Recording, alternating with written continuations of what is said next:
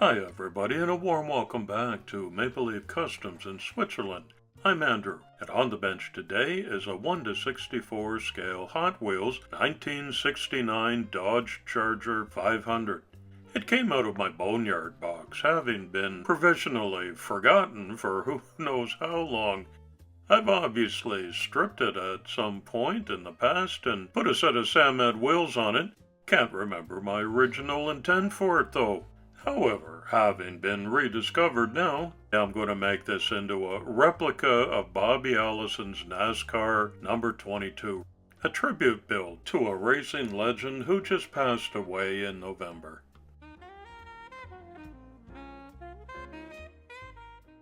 Because I've already done this part of the process at some point in the forgotten past, I'm not drilling out rivets and posts, but simply unscrewing the replacements that I put in there when I first started this job.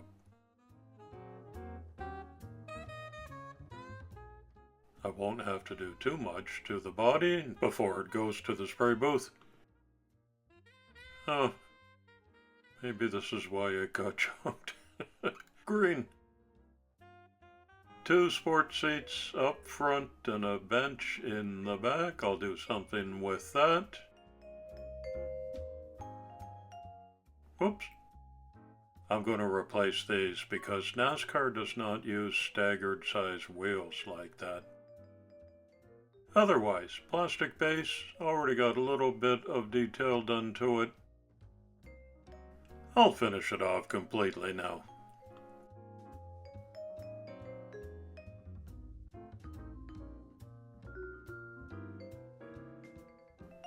Having done the body work previously, I can move right into the degreaser and primer steps. Like all long-tenured drivers, Allison drove several different cars. As well as the Charger 500, he drove a Dodge Daytona number 22.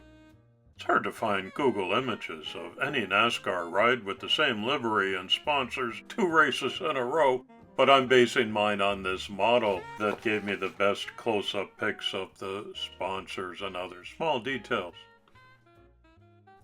Right, with the primer applied, I'm now further ahead with the Charger than I was on my last go at it. This car has a 2-tone paint scheme with a gold metallic top and red sides.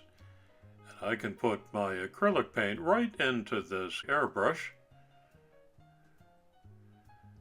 I'll go over it lightly at first, let that set up for a couple of minutes and give it a top coat as well.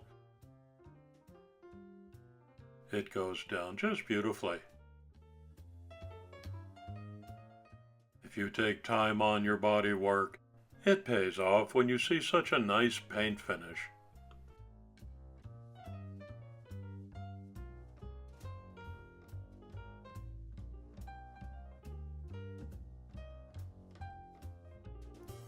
Here are the steps that I follow carefully whenever I do a 2-tone paint job. Number 5 is especially important, to give it a clear coat and proper curing time after the first color and before you do the masking and the second color application.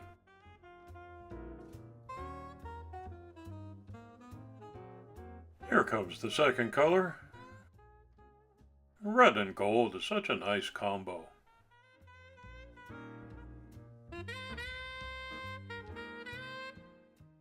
You can find Gaahleri airbrushes, one of my channel sponsors, at all of these online locations, and be sure to use my affiliate link, which you'll find in the video description, for a 10% discount at any time on any product. I'd like to say thank you at some point in each one of my videos for your faithful viewership and your continuing to follow my hobby work in Switzerland. These are the builds that I'm going to round out the year with and start 2025 with, including my next Fury Road project, the 6-foot from Furiosa.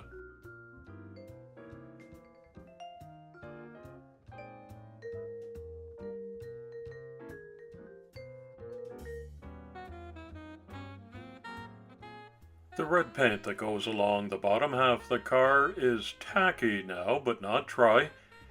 This is the time I unmask the car so that the tape has not dried onto the body. And here's where you see the clear coat nearly guarantees there will be no paint left when you remove the masking.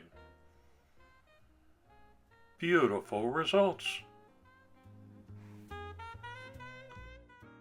Today's community shoutout goes to Diecast Mayhem, a YouTube channel exclusively dedicated to the monster truck theme. Here's the clip of Bobby Allison's unforgettable 1987 crash at Talladega Superspeedway. For that fourth position, Bobby Allison has it, but Buddy Baker has been challenging him. In seventh about 4 laps ago, and he's been steadily rising. He just passed Dale Earnhardt about a lap ago. Bobby Allison is next up. Son Davey should be next. You can see Earnhardt, the yellow car still in the picture. But Buddy Baker, who has a lot of sentiment among veteran observers, as one of the real threats. Oh, we have a problem. Allison is blowing a tire.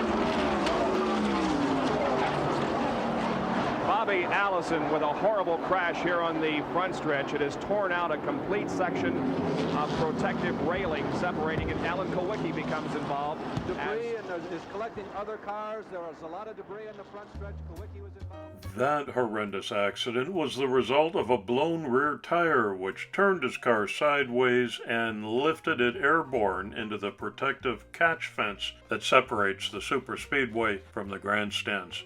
The impact at over 200 miles per hour tore out over 100 yards of fencing. Parts and pieces of the car went flying into the grandstand, injuring several spectators. This was the same race where Bill Elliott had set the all-time qualifying record at 212 miles per hour. After the crash, NASCAR mandated smaller carburetors for the remaining 1987 events at Talladega and Daytona. The following year, NASCAR mandated restrictor plates at Daytona and Talladega to keep speeds under 200 miles an hour. Now that my Charger has a racing interior with appropriate safety gear, I can begin the fun task of applying all the decals, first in Ghost White, as you see on the right. When those are dried up, colored decals on top. It's going to take me a while.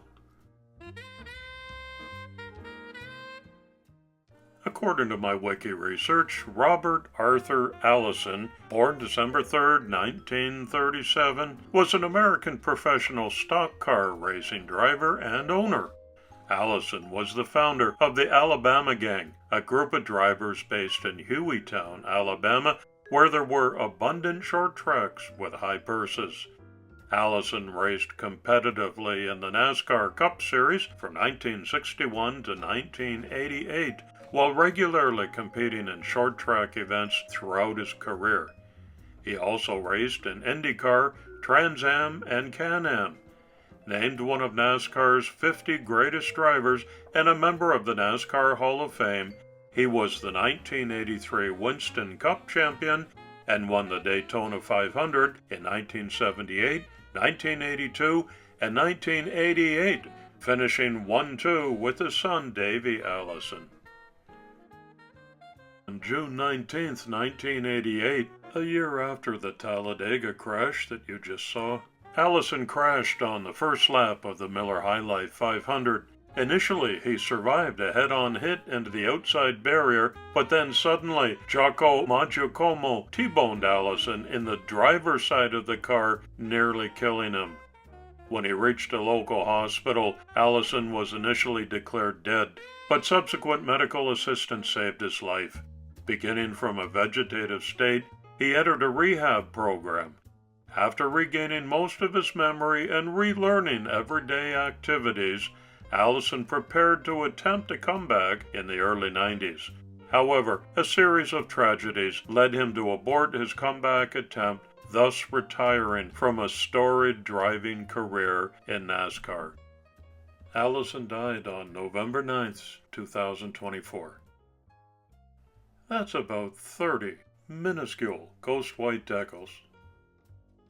I let that cure overnight to make sure they're dry so I can go over top of each and every one of them with the exact match in a colored decal.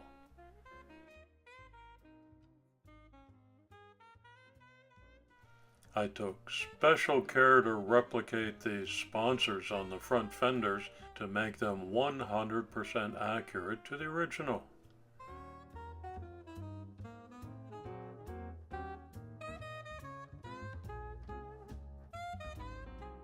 It looks like a lot, but I've probably got an hour's work into the ghost white decals and then another hour laying down the colored ones on top.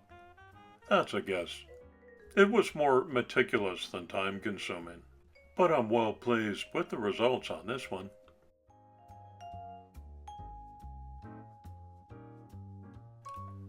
A magnifying glass was much needed for proper alignment of the two layers of decals.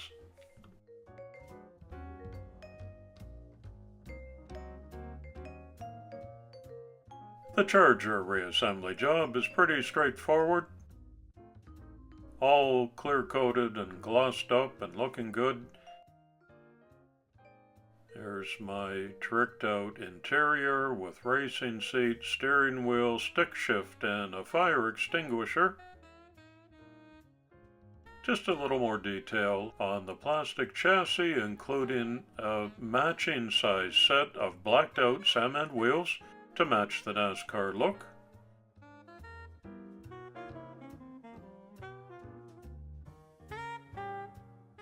Everything fits back together perfectly. This was a fun build, and I hope a fitting tribute to one of my all-time favorite NASCAR drivers who we just lost in November. When you leave a respectful comment below, let me know who your favorite is, and maybe a short anecdote of why.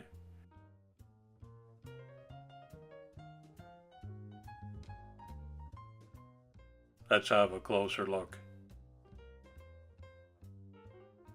You can see that I swapped out the green glass for some clear glass.